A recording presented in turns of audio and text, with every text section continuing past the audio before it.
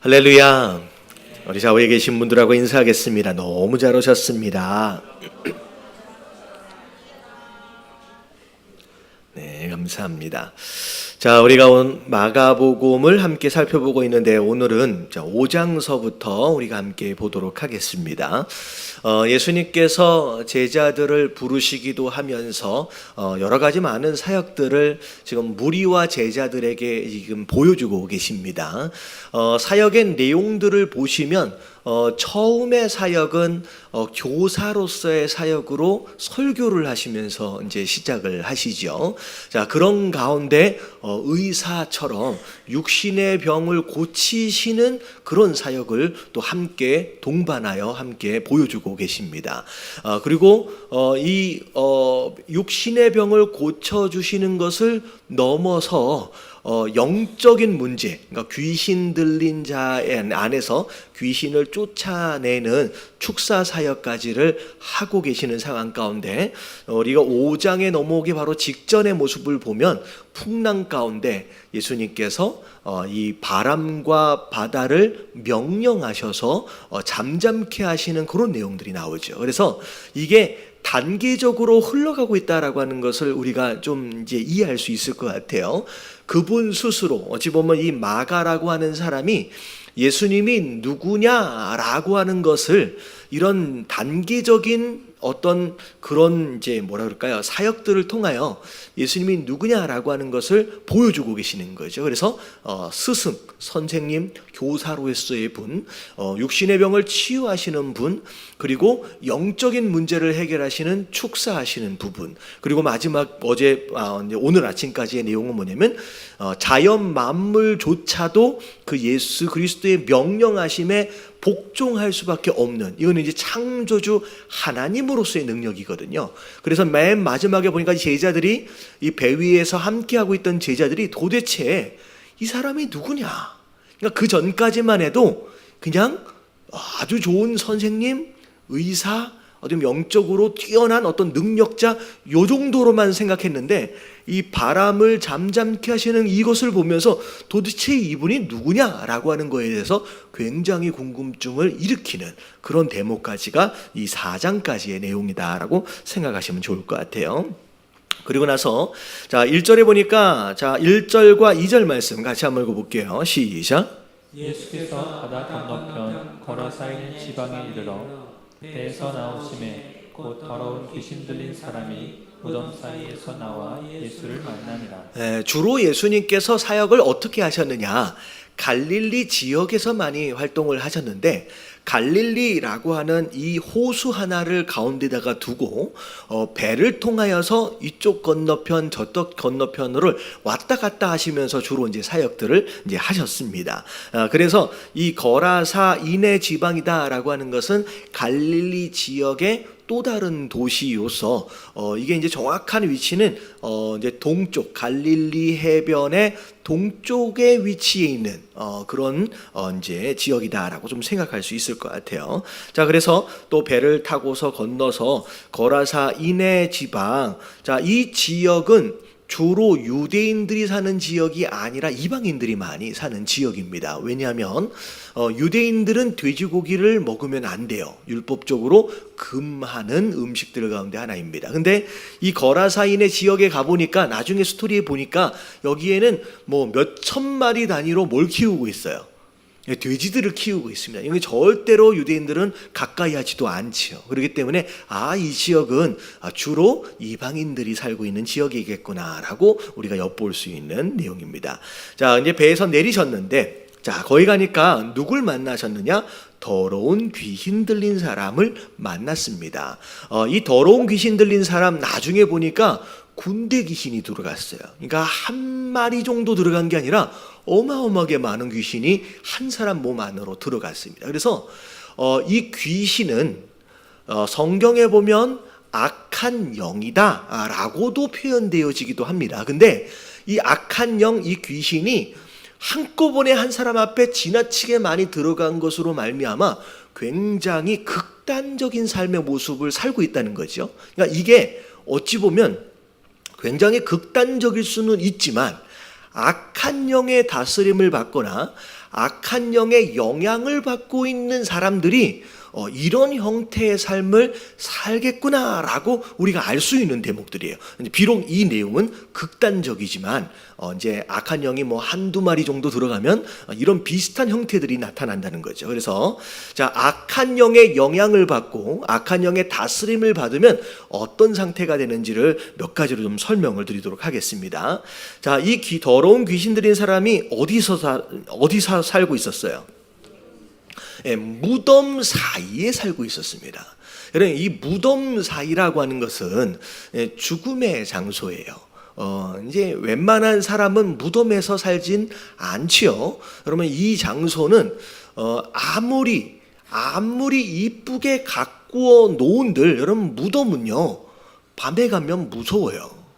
밤에 가면 무서워요. 그래서 한국 같은 경우는 공동묘지에 밤에는 웬만하면 안 가죠. 그렇죠. 낮에도 혼자 가면 음산해요, 이렇게. 되게. 이게 왜 그러면 그게 그 장소 자체가 죽음의 장소예요. 왜냐면 죄의 마지막 결과물이에요. 죽음의 장소예요. 그리고 이 무덤의 장소는 이런 겁니다. 두려움의 장소이며, 그리고 시체가 썩는 더러움의 장소입니다. 이게 뭘 의미하는지를 알려면 이게 무슨 의미냐. 악한 영의 영향을 받으면 깨끗한 장소가 좋은 게 아니라 어디가 좋아요? 더러운 곳이 좋아요. 무서운 줄 알면서 무서운 자리를 찾아가는 거예요. 그게 죽음의 자리인지를 알면서 죽음의 자리를 찾아가는 거예요. 여러분, 이게 악한 영에게 사로잡힌 사람들의 특징입니다. 나중에 이 귀신이 나가고 나서 이 돼지 안에 들어가서 나중에 자살하거든요. 그리고 결국은 자기가 자멸하는 길로 가는 것이 바로 악한 영의 영향을 받는 자들의 모습이다라는 것이죠. 그래서 이 악한 영에 머무는 사람들, 이 악한 영의 영향을 받는 사람은 무덤 사이에 머물면서 그런 종류의 장소에 자꾸 머무르려고 하고, 거기가 두려운 줄 알면서도 계속 거기에 있으려고 하는 그런 모습들을 이제 보이게 된다는 거죠. 근데 3절에 보니까 그 사람이 자, 무덤 사이에서 살고 있어요. 낮에뿐만 아니라 밤에도 살고 있는데 이제는 아무도 그를 쇠사슬로도 맬 수가 없게 되었다라고 하는 거. 여러분, 이게 뭐냐면 이 사람이 이 악한 영의 영향을 받는 것으로 말미암아 굉장히 폭력적이고 그리고 통제가 불가능한 상태가 되어져 가는 거예요. 그래서 이 영향을 받는 사람들이 점점 폭력적으로 변한다. 그러니까 여러분들이 이게 생활을 하다가 자꾸 말도 그렇고 행동도 그렇고 자꾸 폭력적으로 이 내가 말이나 행동들이 변해져 가고 있다라고 한다면, 여러분, 지금 내가 뭐에 영향을 받고 있는 거예요? 여러분, 악한 영의 영향을 받고 있는 거예요. 여러분들 이 상황들이 자꾸 일어난다. 누가 뭐라고 말 한마디를 했는데 이쁘게 이야기를 해줘야 되는데 툭툭 쏘아붙인다든지 자꾸 이렇게 강하게 격렬하게 반응을 하는 상황들이 벌어지면, 여러분, 이 안에 뭐가 들어간 거예요? 악한 영이. 이게 제가 어렸을 때 저희 어머니가 하셨던 얘기가 뭐냐면 나쁜 마음이 들어간 거예요. 여러분, 깨달아지시길 주님의 이름으로 축원합니다. 여러분, 이게 하나님의 영의 인도하심을 받는 게 아니에요. 여러분, 하나님의 영은 사랑이고 온유함이에요. 겸손함이에요. 여러분, 폭력적으로 반응하면 이거는 악한 영의 영향을 받는 겁니다. 그리고 나는 그렇게 하고 싶지를 않는데 내가 내 스스로가 통제가 안 돼요. 여러분, 이게 악한 영의 영향을 받는 거예요. 어떤 분들은 맨 처음에는 호기심에 도박을 해. 근데 어느 순간은 재미있어서 도박을 해요. 근데 내가 이걸 하면 안 된다라고 하는 걸 알매도 불구하고 정신 차려보면 앞에서 뭐 들고 있어요? 화토짝을 들고 있는 거예요. 여러분, 이게 제정신이 아닌 거예요. 내가 내 스스로를 통제하지 못하는, 그래서 악한 나쁜 습관에 자꾸 매여 있는 상태가 된다라고 하는 것은, 이거는 누구의 영향을 받는 거냐? 악한 영의 영향을 받는 거예요. 그래서 자기 스스로도 통제가 안 되고 누가 말을 해줘도 통제가 안 되는 상태, 이게 귀신 들린 사람의 특징이라는 거죠. 자, 그리고 또 어떤 상황이 되어지냐? 4절을 같이 한번 읽어볼게요. 다 같이 시작. 이는 여러 번 그랑 양과 쇠사슬에 매었어도 쇠사슬을 끊고 고랑을 깨뜨렸습니다. 그리하여 아무도 그를 제어할 힘이 없는지라. 예, 심지어 쇠사슬까지도 끊어내면서 자기 힘이 아니죠. 악한 영의 힘으로 말미암아. 그리고 아무도 그를 힘으로 제압할 수가 없는 상태다. 근데 나중에 보면 이 사람이 어떻게 되어진 상태로 좀 살고 있냐면, 자, 벌거벗은 상태로 살고 있어요. 이게 나중에 보면 이 제정신으로 돌아오고 난 뒤에 옷을 입고 예수님 앞에 앉았다라고 나오거든요. 이 얘기는 지금 벗고 사는 거예요. 여러분, 이것은 곧 뭘 의미하느냐? 수치를 안다 모른다. 모르는 거예요. 여러분, 악한 영에 사로잡히면 정말로 내가 잘못된 짓을 하고 있는데, 부끄러운 일을 하고 있는데도 불구하고 이게 창피한지를 모르는 거예요. 여러분, 이게 악한 영에 사로잡히면 이런 일이 되어지는, 수치를 모르는 모습. 자, 이게 악한 영의 이제 모습입니다. 자, 그리고 나서 5절을 보면 같이 한번 읽어볼게요. 시작.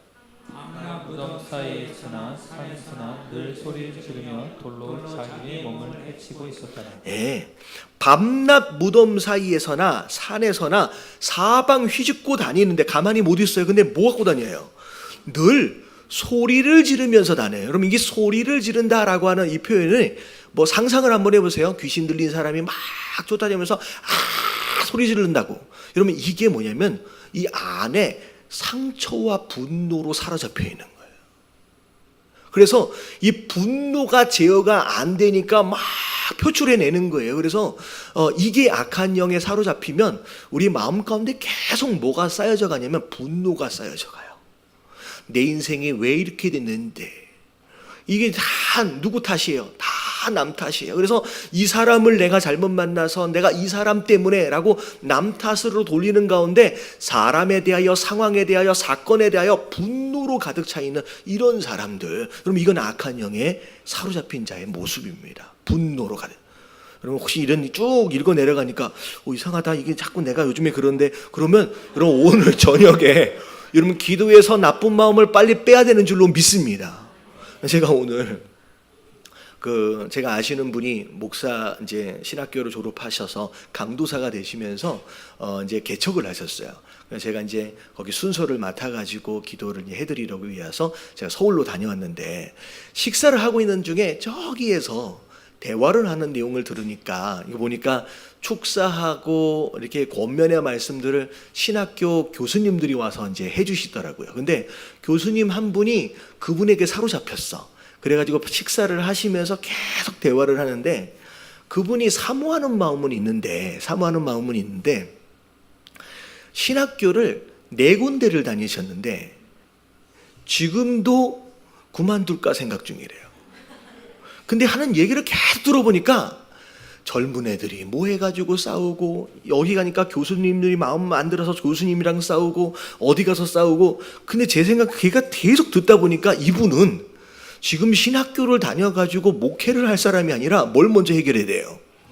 여러분, 이 안에 있는 악한 영부터 해결해야 돼요. 이러면 그 대화를 계속 하는데 얼굴이 빨개져 가면서 열을 올리는데, 그 모습 안에, 그 마음 안에 뭐가 보이냐면 분노가 가라앉지 않아가지고 계속 표출해내는 거야. 화가 잔뜩 나가지고. 이게 해결이 안 되는데 어떻게 주의를 가겠어요? 여러분, 이 안에 분노가 자꾸 올라오고 누군가에 대한 상처와 원망으로 말미암아 계속 괴로워하고 있다. 여러분, 이건 악한 영의 역사예요. 이건 하나님의 영이 아니라는 거죠. 자, 그리고 나중에 어떻게 돼요? 돌로 자기의 몸을 해치고 있었더라. 자기가 이러면 자기 몸이 망가지는 줄 아는데 스스로를 망가뜨리는 일을 끊지를 못하는 거예요. 그래서 담배도 마찬가지고요, 마약도 마찬가지고요, 여러 가지 나쁜 습관들이 있잖아요. 이게 끊어지지가 않는데 사실은 하고 있는 자기 스스로도 알아요. 내가 이걸 계속하면 내 몸이 망가지겠구나, 내가 해로워지겠구나, 우리 가정이 망가지겠구나, 내 신앙이 무너지겠구나 라고 하는 것을 알고 있으면서도 이게 끊어지지가 않는 거예요. 여러분, 불평불만을 하면 된다 그랬어요? 안 된다 그랬어요? 여러분, 불평불만을 하면 내가 불행해진다고 얘기를 했는데 그걸 모르지 않아요. 설교를 통하여 그렇게 많이 들었는데도 불구하고 만나면 불평불만을 해요. 그게 뭐에 사로잡힌 것이냐? 여러분, 악한 영에 사로잡힌 거예요. 여러분 오늘 밤에 여러분 스스로의 신앙을 진단하시는 가운데 혹여나 이 가운데 한두 가지 정도가 걸리면 이 밤에 기도에서 빼내시게 되길 주님의 이름으로 축원합니다. 예, 이게 악한 영이 여러분 우리 안에 들어오게 되면 여러분 내가 어떻게 살아야 되는지를 알면서도 그렇게 못 살아지면서 내가 자꾸 끌려다니는 거예요. 여러분 이걸 되게 조심해야 됩니다. 여러분 귀신 들렸다라고 하니까 나랑 상관이 없지. 여러분 그렇지가 않아요. 성도 되어진 자들로 살고 있으면서도 예수 그리스도가 주인으로 내 안에 계시면서도 그 안에서도 심지어 악한 영에 휘둘려지는 그런 사람들, 그래서 잠깐 방심하는 사이에 죄짓고 실수하고 넘어지는 사람들이 얼마나 많은지 여러분 우리가 주의해야 되는 줄로 믿습니다.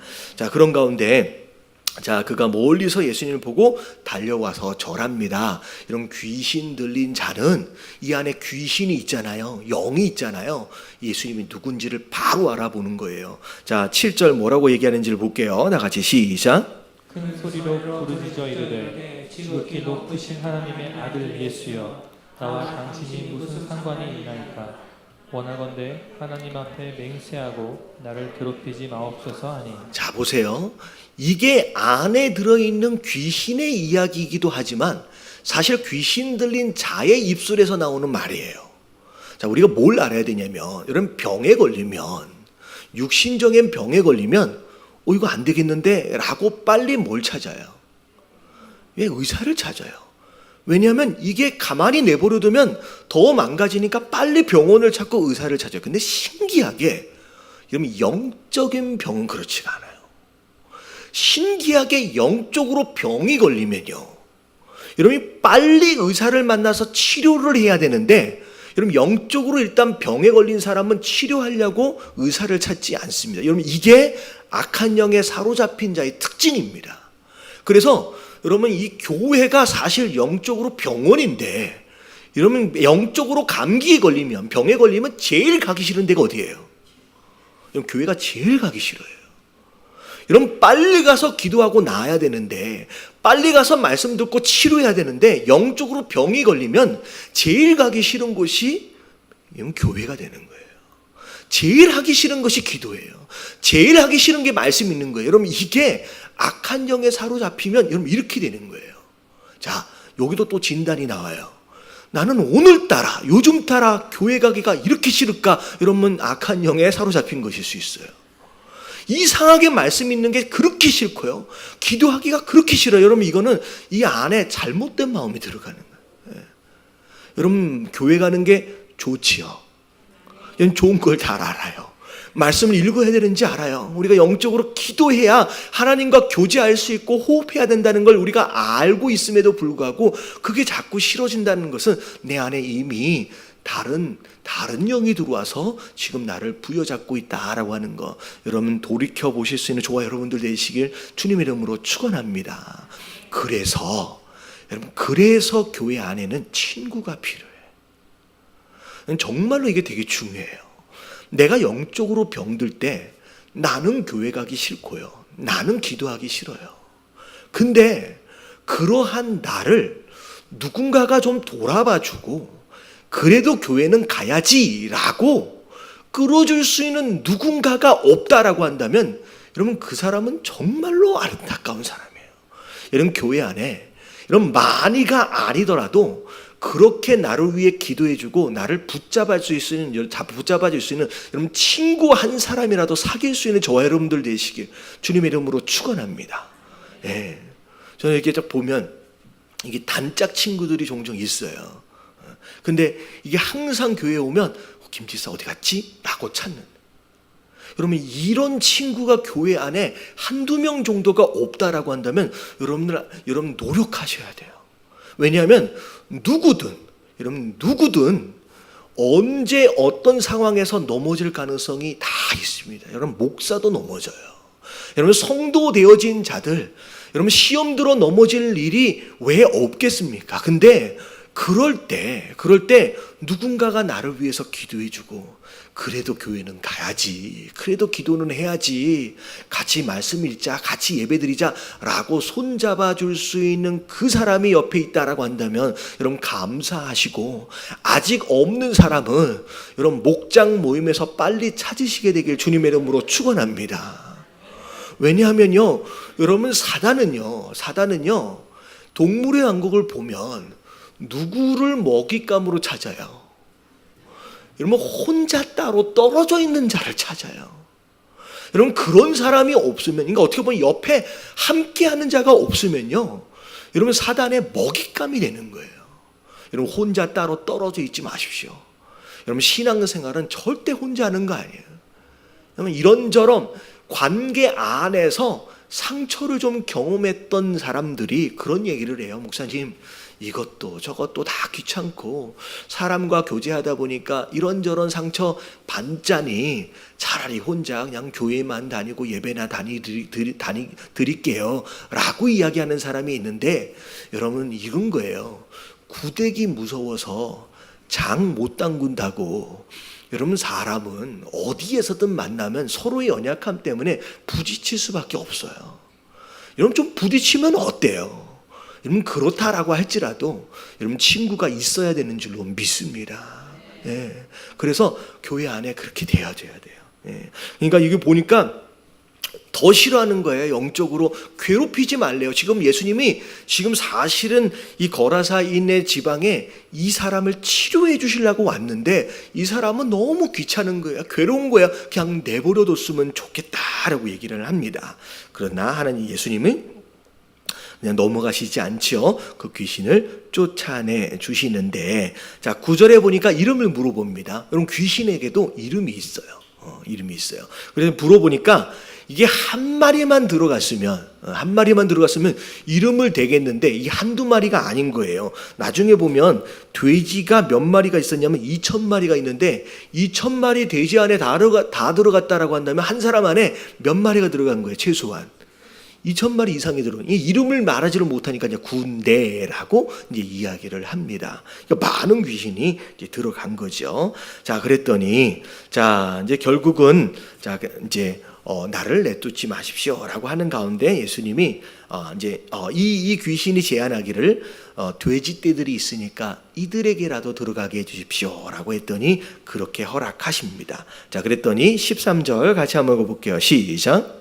허락하신 뒤에 더러운 귀신들이 나와서 돼지에게로 들어가매 거의 2,000마리 되는 떼가 바다를 향하여 빗발로 바다에서 몰사하거든. 예, 기껏 돼지에게 들어갔는데 결국 뭐 했어요? 그냥 바닷속으로 달려서 몰살을 해버린, 자살을 해버려요. 그러니까 이게 악한 영이 결국은 마지막 끝에 가서는 스스로를 죽이는 일들까지를 하게 되는 거예요. 그래서 많은 사람들이 어떤 우울증이나 특별히 이런 악한 영에 따로 사로잡힌 것으로 말미암아 스스로 자살을 선택하는 이런 일들까지도 이제 벌어진다라는 것이죠. 자 그랬더니 자 여기서 이제 좀 잠깐 설명을 좀 드릴게요. 뭐 악한 영 귀신 하니까 귀신이 어떤 존재인가, 악한 영이 어떤 존재인가 좀 궁금해하실 수도 있을 것 같아서 새로 오신 분들을 위해서 좀 설명을 드릴 텐데, 그럼 귀신은 동양적인 전통적인 어떤 이제 무속 신앙 안에서는요, 이 귀신은 죽은 자의 영혼이라고 믿고 있어요. 그러니까 우리 할아버지가 돌아가시면 그 할아버지의 영혼이 그냥 이 세상을 떠돌아다니든지 아니면 이제 저승에 가든지. 그러니까 저승에 가지 못한 어떤 그런 죽은 자의 영혼이 또 돌아다닌다고 생각하는데, 여러분 이거는 이제 동양적 신앙에서 온 그런 해석이고요. 성경에서는 여러분 죽은 자의 영혼은 이 땅을 돌아다니지 않습니다. 이건 죽은 자의 영혼이 아니에요. 귀신은. 그럼 귀신은 그럼 어떤 존재냐? 악한 영이라고도 얘기하고 이제 귀신이라고도 얘기하는 이 존재는 어떤 존재냐? 우리가 이제 천사의 그룹을 좀 알 필요가 있어요. 이제 하나님을 섬기는 자들로 천사들이 존재를 하는데, 그 천사들 안에서 소위 말하는 천사장이라고 얘기하는 리더십들이 있어요. 그러니까 성경 안에 나와 있는 천사장이라고 불려지는 이 이제 천사들이 더 있을 수도 있지만 성경 안에 나오는 것으로 봐서는 이제 세 종류가 있습니다. 우리가 잘 아는 미가엘, 영어로 마이클이라고 부르는 미가엘 천사장은 천사장이에요. 근데 이 천사장은 어떤 역할을 하느냐? 군대 장관이에요. 천국의 군대 장관. 그래서 이제 이 미가엘이 이 공중에서 사단과 더불어서 싸움을 하거든요. 그러니까 이 미가엘이라고 하는 천사장은 이제 전쟁을 담당하는, 군대를 담당하는, 천국의 군대를 담당하는 천사장입니다. 그러니까 천사장이기 때문에 이 미가엘 밑으로는 그 천사장을 따르는 많은 천사들이 있겠죠. 이제 이게 제가 성경적으로 설명을 드리는 거예요. 그래서 하나님을 수종드는 천사들이 있는데 그 천사 그룹 안에 천사장이 몇 명 있어요. 근데 그 천사장을 따르는 천사들이 있는 거예요. 그래서 이 미가엘이 나가서 영적 전투를 하면 그 밑에 딸려있는 천사들이 함께 그 전쟁을 돕는 겁니다. 자, 그리고 천사장의 이름들 가운데 여러분 익숙한 이름이 한 명이 또 있어요. 누구냐면 가브리엘이라고 하는 천사장이에요. 여러분 이 천사장은 예수님이 다시 태어나실 때 메시지를 전해줬던 그 천사장입니다. 이 사람은 메신저예요. 그래서 하나님의 뜻을 누군가에게 전달하기 위한 어떤 그리고 우리의 뜻을 또 하나님 앞에 전달하는 어떤 그런 메신저의 역할을 하는 것이 이 가브리엘입니다. 물론 이제 그 가브리엘도 함께 그 일을 돕는 천사들이 있겠죠. 그리고 하나 천사자가 이제 더 나오는데 이게 이제 성경 안에는 뭐라고 나와 있냐면 계명성이라고 나와 있어요. 계명성. 이 계명성을 원어로 보면 루시퍼예요. 루시퍼. 그러면 이 루시퍼는 하나님 가장 가까운 곳에서 하나님을 예배하고 찬양하는 사람입니다.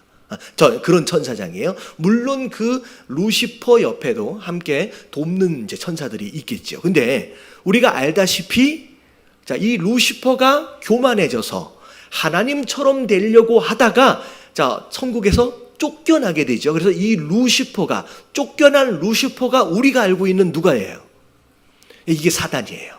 그리고 그 이게 사단으로 쫓겨나는 이 루시퍼만 쫓겨난 게 아니라 루시퍼를 따르던 천사의 그룹들이 있잖아요.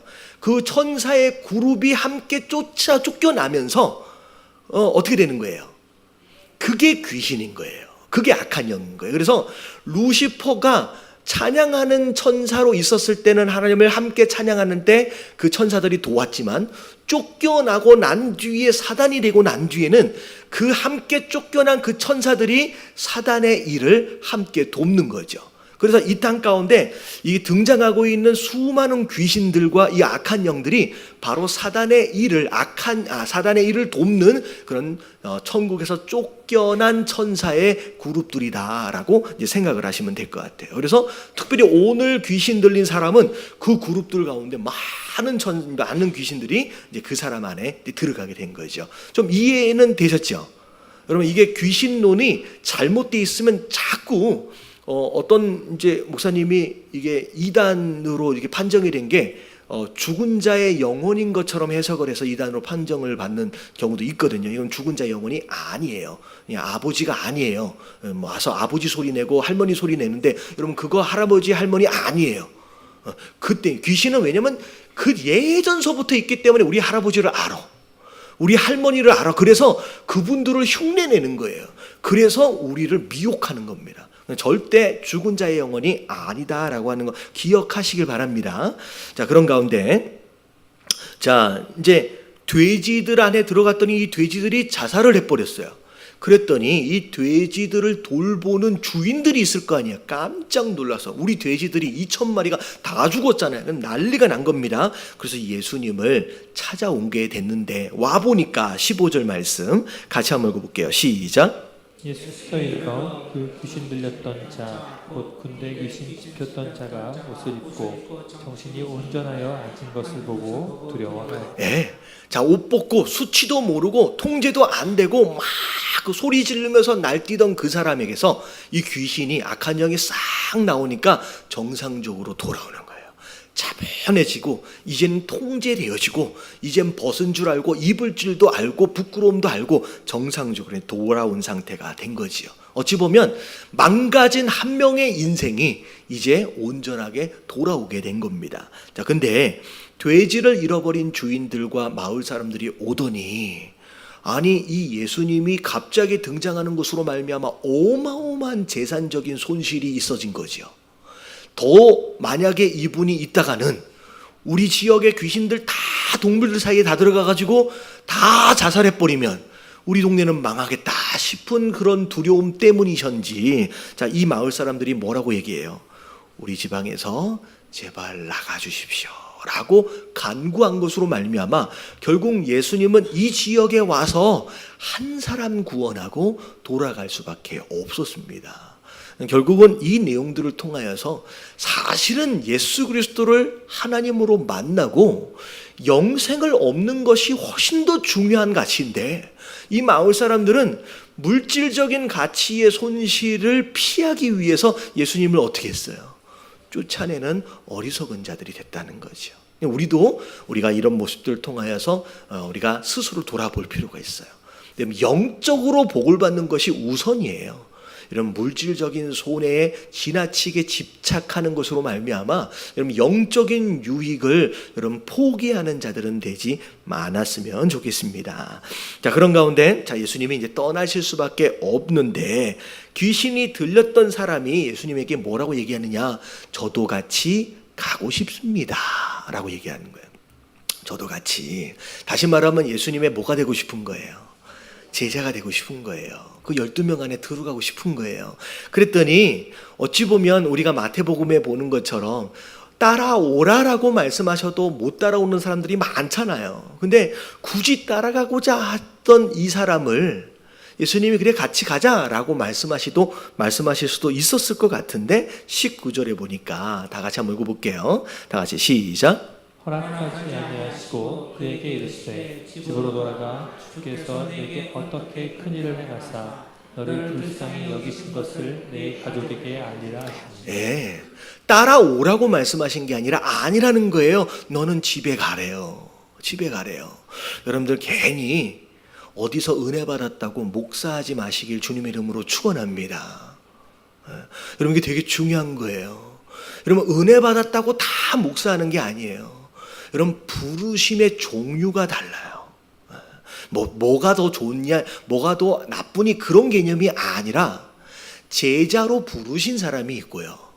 그렇지 않고 다른 것으로 부르신 사람이 있어요. 여러분 이 사람이 결국은 따라가지는 않았지만 집으로 돌아갔어요. 근데 여러분 보세요. 20절 말씀 마지막으로 한번 읽어볼게요. 시작.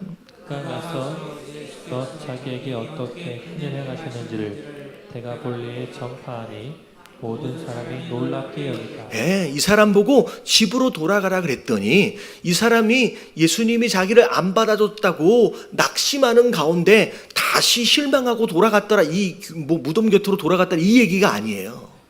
실망하지 않았어요. 집으로 돌아가는 것조차도 여러분 사명이에요. 여러분 이게 잘 알아야 될 게 뭐냐면 여러분 강단에서 말씀을 전하는 이 모습도 사명이지만 여러분 가정에서 여러분 사업장에서 여러분들이 맡겨진 그 일에 최선을 다하며 그 삶의 현장에서 복음을 증거하는 자가 되어지는 것도 여러분 하나님이 주시는 사명인 줄로 믿습니다.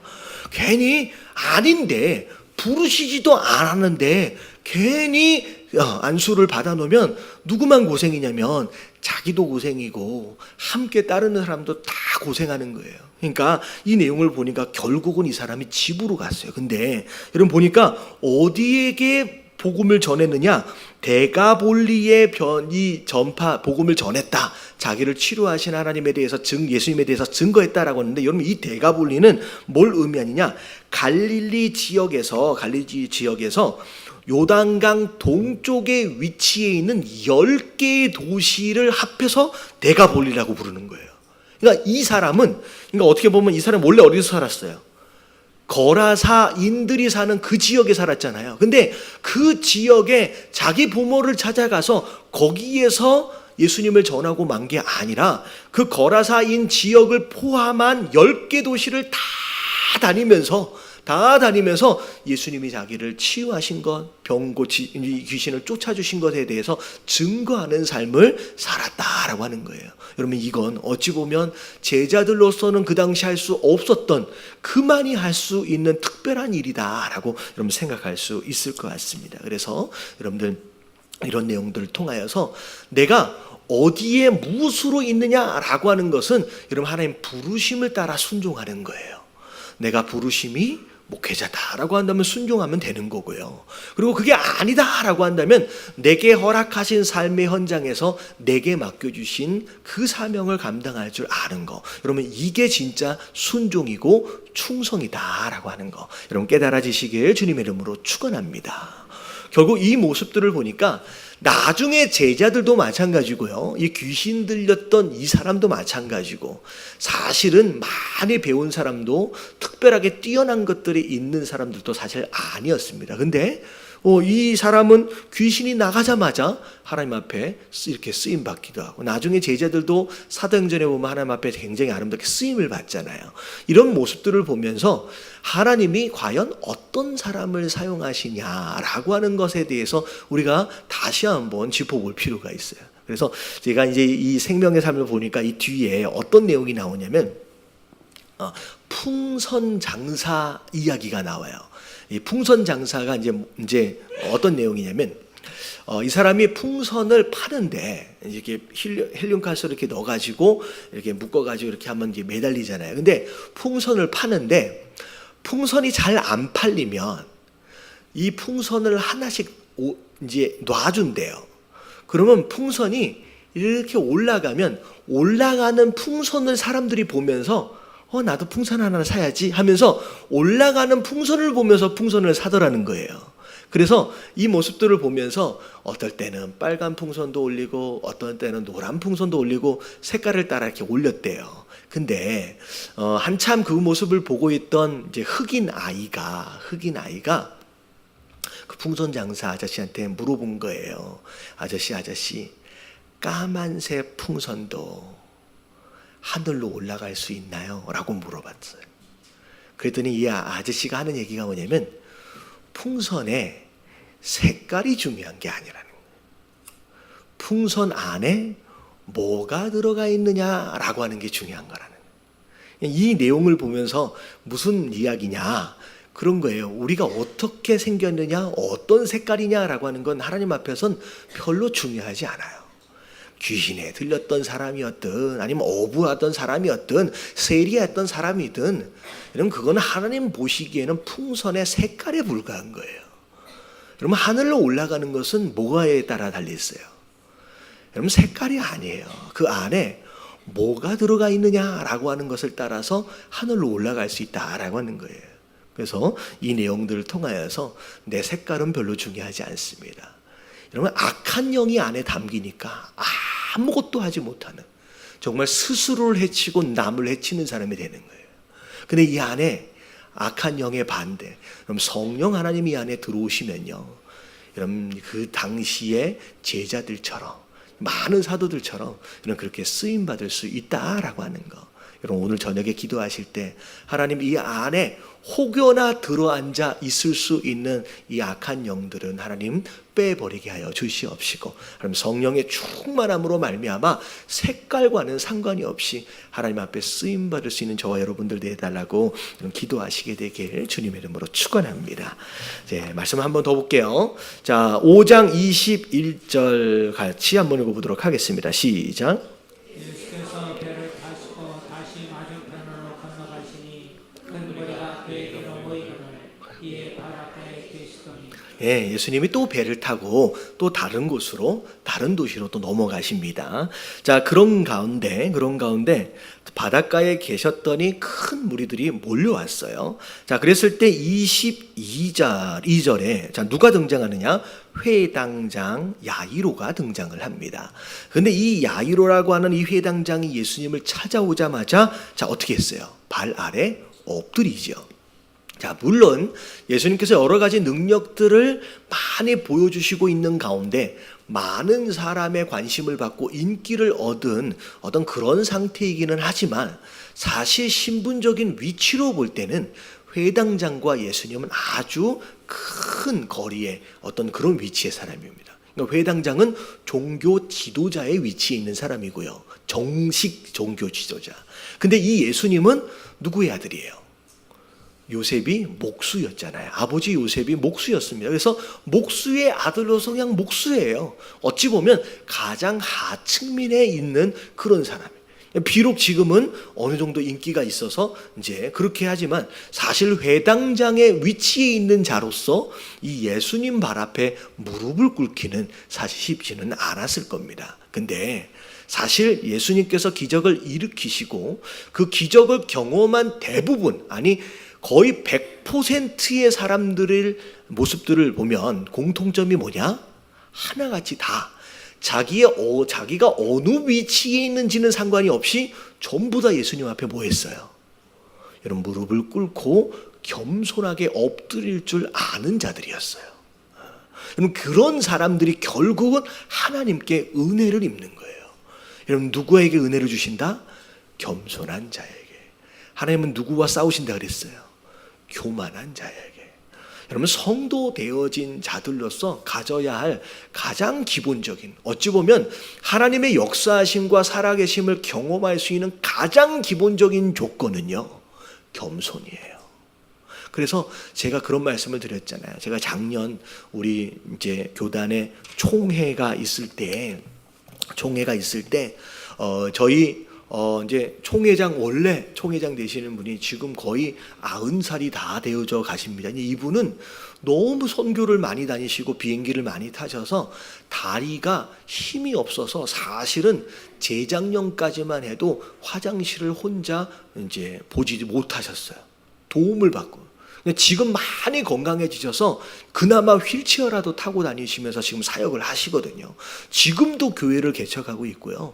지금도 이제 해외에 캄보디아인가 아마 작년인가 이제 신학교를 세우기도 하고 지금까지 그분은 마음은 그거예요. 주님이 부르시는 그 순간까지 최선을 다해서 주의를 감당해 보겠다고 정말로 애를 쓰시는 분이거든요. 근데 제가 그분에게 너무 은혜가 됐던 게 뭐냐면, 지난 총회에서 사실 강사 목사님으로 불러오신 분이 저희 교단 분이 아니었어요. 근데 다른 교단 분이 이제 강사 목사님으로 오셔서 강의를 많이 해주셨는데, 그분이 마지막 총회가 끝날 때 마지막 강의 때 그래도 하나님이 주신 은사를 따라서 그분이 제가 목사님들에게 제가 안수해 드릴 수 있는 기회를 얻고자 합니다.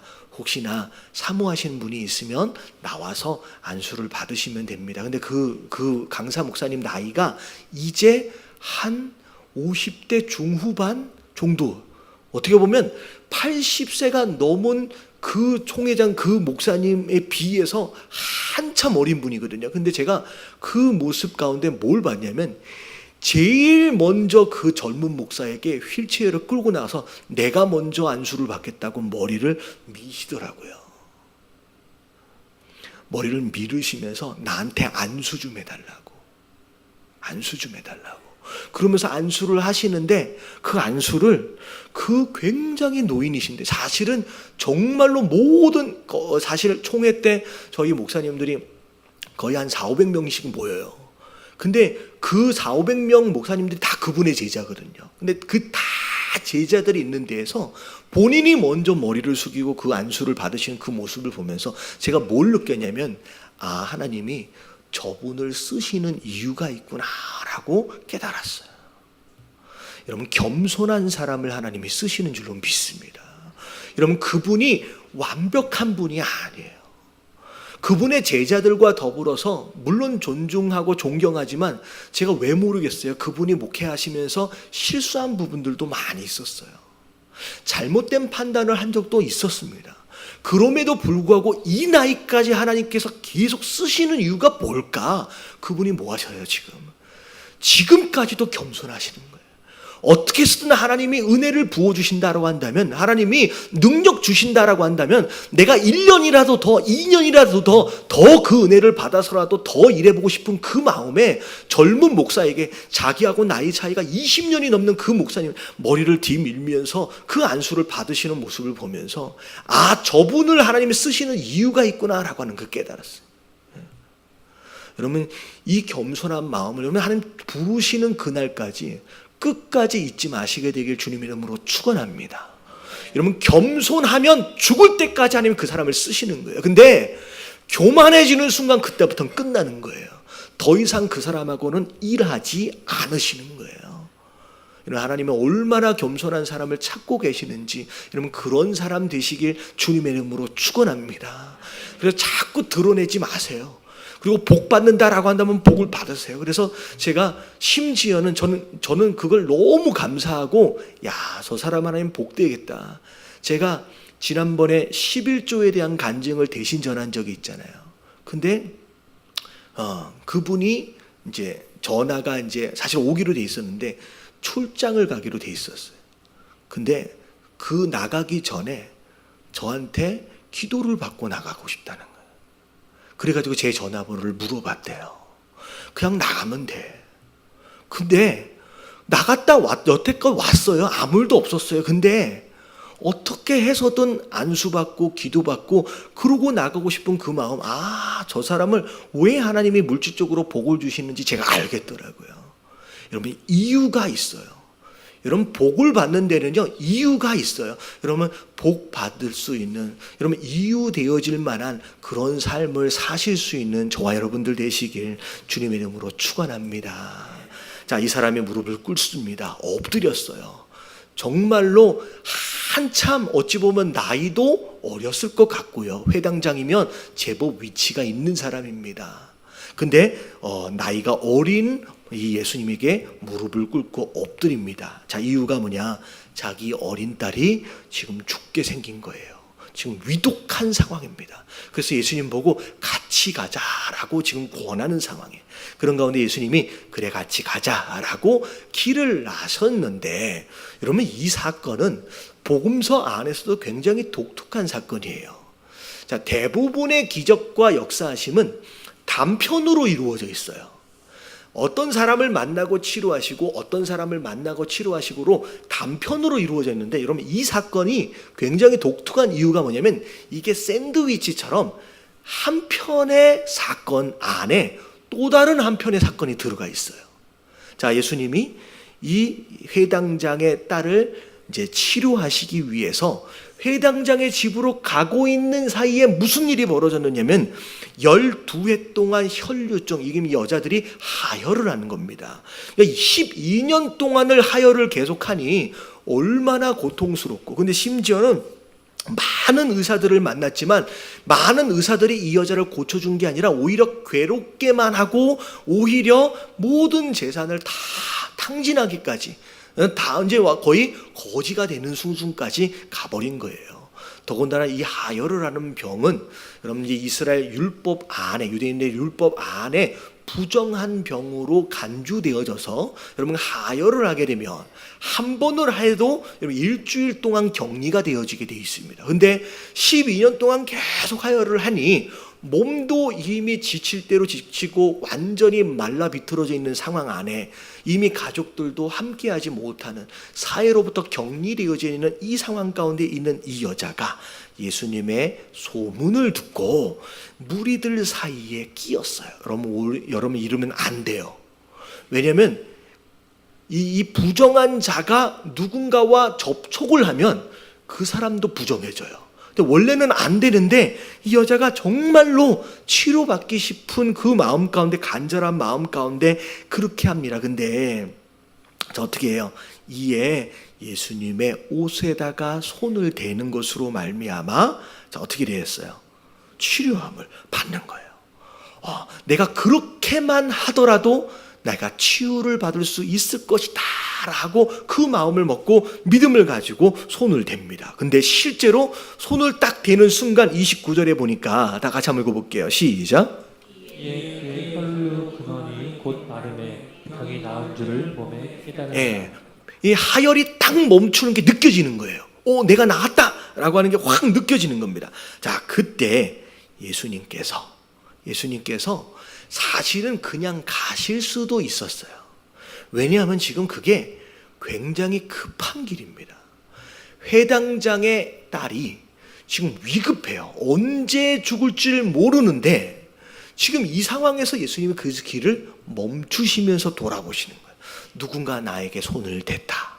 내게 능력이 나갔다. 라고 말씀하시는 거예요.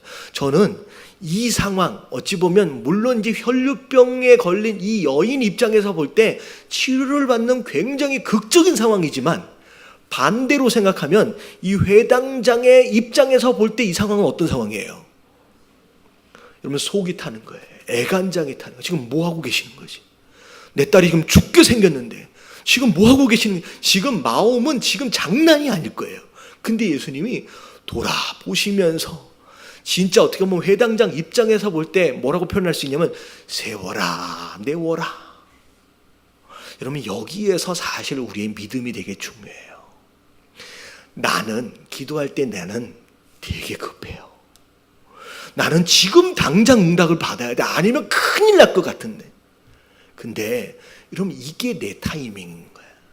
여러분, 응답하심의 타이밍은 누구의 타이밍이에요? 여러분, 하나님의 타이밍이에요. 여러분, 자꾸 내 타이밍에 하나님을 자꾸 끼워 맞추려고 그러면요, 여러분 마음이 애간장이 타고요 힘들어요. 견딜 수가 없어요. 여러분, 기도하실 때 여러분 진짜 믿음으로 기도하실 수 있다라고 한다면 언제 어떻게 응답하시는 그 타이밍에 있어서만큼도 여러분 하나님 앞에 맡길 수 있는 저와 여러분들 되시길 주님의 이름으로 축원합니다.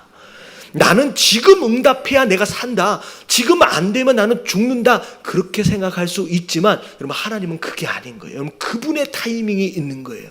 우리가 그분의 타이밍에 맞춰가는 거예요. 근데 자, 결국은 그렇게 막 애간장이 타고 있는 그 상황 가운데서 예수님이 이 혈류병, 치유받은 이 혈류병 여자에게 굉장히 집중하는 모습을 보게 됩니다. 자, 그래서 누군가 손을 댔다라고 하니까 제자들이 예수님 무슨 얘기를 하십니까? 지금 이렇게 사람들이 많은데 다 밀치며 가는데 손댄 사람이 한두 사람이었겠습니까? 라고 얘기하니까 예수님 뭐라 그랬어요? 아니다. 분명히 내게서 능력이 나갔다라고 말씀하시는 거예요. 자, 그리고 나서 자, 이제 33절 같이 한번 읽어볼게요. 시작. 여자가 자기에게 이루어진 일을 알고 두려워하여 떨며 와서 그 앞에 엎드려 모든 사실을 여쭈었다. 네, 그냥 지나가실 만도 한데 굳이 예수님이 막 말씀하시는 것으로 말미암아 이제 내가 숨길 수가 없구나 라고 하는 마음인데 인시 짓고 하면서 엎드리게 됩니다.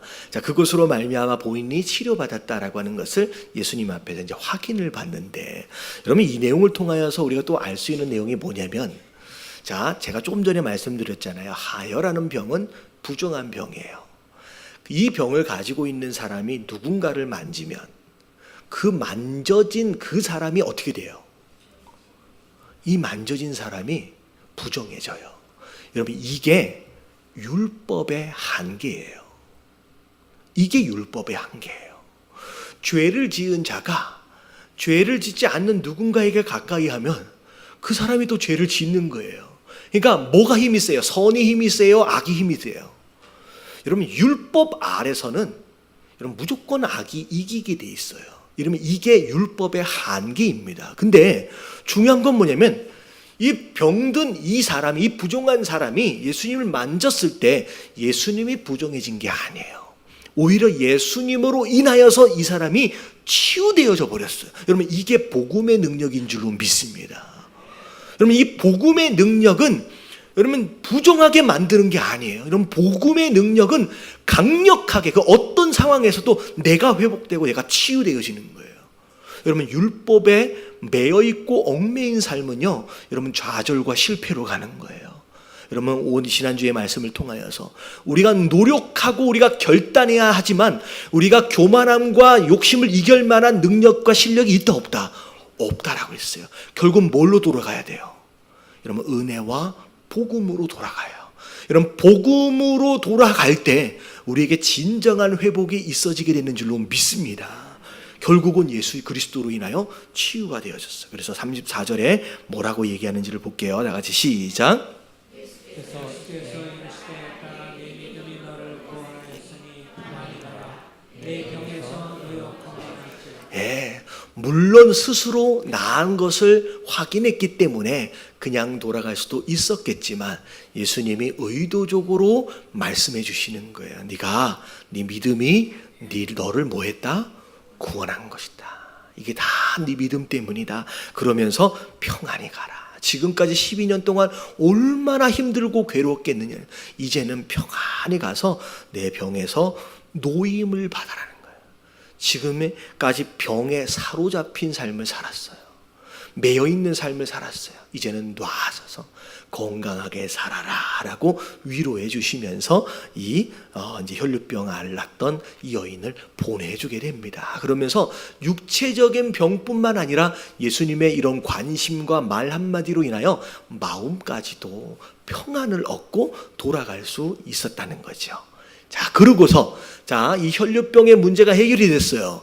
딱 그 타이밍에 35절. 자, 다 같이 한번 읽어볼게요. 다 같이 35절 시작. 아직 예수께서 말씀하실 때에 회당장의 집에서 사람들이 와서 회당장에게 이르되 당신의 딸이 죽었나이다. 어찌하여 괴롭게 하나이까. 하필이면 그 타이밍에 이 딸아이가 죽었다라고 하는 소식을 전해주는 거예요. 그러면 이 소식을 들은 아버지는 어떤 마음이었을까? 조금만 빨리 갈 수 있었더라면, 아니면 이 여자만 아니었다라고 한다면 내 딸이 살 수도 있었을 텐데 라고 하는 마음을 가질 수도 있었을 거라는 거예요. 근데 여러분, 진짜 예수 그리스도에 대한 믿음이 있는 자는 여러분 그 모든 상황도 누구의 주권 아래 있어요? 여러분, 하나님의 주권 아래 있어요. 여러분, 이게 굉장히 중요한 거예요. 여러분, 늦고 빠름의 개념이 없어요. 여러분, 여러분 시간도 하나님 창조하신 것인 줄로 믿습니다. 중간에 혈류병을 만나게 되어진 것도 하나님의 섭리예요. 우리는 무엇인가의 스토리를 다 만들어놔요. 그리고 거기에 맞춰 가려고 해요. 근데 그게 일그러지고 안 되면 굉장히 조바심을 내면서 애를 태웁니다. 여러분, 그거는 물론 믿음으로 그 계획을 할 수도 있겠지만 진짜 믿음의 사람은 여러분 그 시간과 그 계획조차도 하나님 앞에 맡겨드리는 거예요. 돌발적인, 어찌 보면 예상치 못한 상황이 갑자기 등장했을 때 이것조차도 누가 허락하신 거예요? 그러면 하나님이 허락하죠. 이 여자 때문에 이 아이가 죽은 게 아니에요. 이걸 하나님이 허락하신 거예요. 그래서 여러분, 이런 마음이 있으면 여러분 살아가면서 발생하는 모든 사건들에 대하여 우리의 조바심이 굉장히 많이 줄어들 수가 있어요. 여러분, 이런 믿음을 가지시길 주님의 이름으로 축원합니다. 여러분, 하나님은 그냥 문제 하나를 간신히 능력을 가지고 해결해 주시는 그런 분이 아니라 여러분 역사의 주인이에요. 여러분, 하나님은 이 역사를 계획하시고 그분의 계획을 따라 지금 이루어 가시는 분이에요. 그래서 여러분 역사를 영어로 뭐라 그래요? 여러분 히스토리예요. 여러분 히스토리는 두 단어가 합쳐져서 만들어진 단어예요. His story. 여러분 his라고 하는 건 그분의 이야기예요. 여러분 역사는 사람들끼리 만들어낸 스토리가 아니라 여러분 하나님의 이야기, 예수 그리스도의 이야기가 이런 곧 역사인 줄로 믿습니다. 여러분 하나님 앞에 맡기는 거예요. 분노하지 마세요. 이 사람 때문이 아니에요. 여러분 굉장히 중요한 게 뭐냐면 내가 그때 그 사람을 만나서 내가 인생이 이렇게 된 게 아니에요.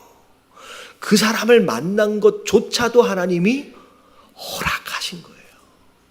지금 그때는 그게 어마어마하게 큰 상처였고 아픔이었지만 그게 날 위해서 허락하신 것이다 라고 믿어드릴 줄 아는 거.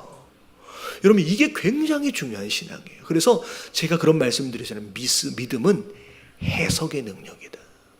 그때 그 상황을 내가 재수가 없어서 만난 상황이다, 내가 재수가 없어서 만난 사람이다 라고 해석하면요 그건 평생 죽을 때까지 상처로 남는 거예요. 근데 그게 아니라 그건 날 위해서 허락하신 하나님의 역사다, 하나님의 섭리다라고 해석해 보세요. 그리고 그것으로 하나님이 나에게 무슨 메시지를 주시려고 하는지, 그것을 통하여 나로 하여금 어떤 성장을 지금 기대하고 계시는지 여러분 해석을 잘 해낼 수 있는 거, 여러분 그게 사실 우리 안에 있어야 될 믿음이다라는 거죠. 결국은 죽었어요. 근데 이 죽음조차도 하나님 섭리 아래 있어요. 계획 아래 있어요. 예수님이 그냥, 사람들은 뭐라 그래요? 가봤자 소용없다는 거예요. 자, 보세요. 아직까지 예수님은 죽은 자를 살리신 적이 없어요. 자, 바람도 복종케 하셨어요. 근데 마지막 지금 예수님이 무엇의 주관자 되시는 것을 보여주고 싶으신 거예요. 여러분, 생명의 주관자 되신 분이다라고 하는 것을 이 사건을 통하여 클라이막스로 지금 가는 거예요. 내가 그걸 보여주고 싶어서 지금 가시는 거예요. 오히려 그 지체되어지는 이 시간조차도 하나님의 계획 안에 있었다라고 하는 거예요. 그래서 결국은 죽었어요. 하지만 예수님 뭐라고 말씀하죠? 두려워하지 말래요. 믿기만 해보라는 거예요. 네가 병들었을 때 그 병을 치료할 수 있는 예수님을 믿었던 것처럼 그 믿음을 포기하지 말고, 더 열악한 상황이 벌어졌다라고 할지라도 끝까지 그 믿음을 포기하지 말라는 거예요. 끝까지 믿어보라는 거예요. 그리고 나서 이 생명을 살리는 기적에서만큼은 12명의 제자들을 다 데려가지 않습니다. 3명의 제자만 선별하여 데려가는 거예요. 그리고 도착하자마자 했더니, 그 마을, 그 집안에 무슨 일이 벌어져 있어요? 아이가 죽은 것으로 말미암아 모든 사람이 고굴하고 있는 상황이 된 거예요. 죽었다. 이젠 끝났다. 그랬을 때 예수님이 가장 먼저 하셨던 일이 뭐냐면 그 집안을 청소하셨습니다. 뭘 내쫓으셨어요? 그냥 울고 있는 자들을, 이제는 끝났다라고 이야기하는 사람들을 쫓아내시는 거예요. 여러분, 이게 굉장히 중요해요.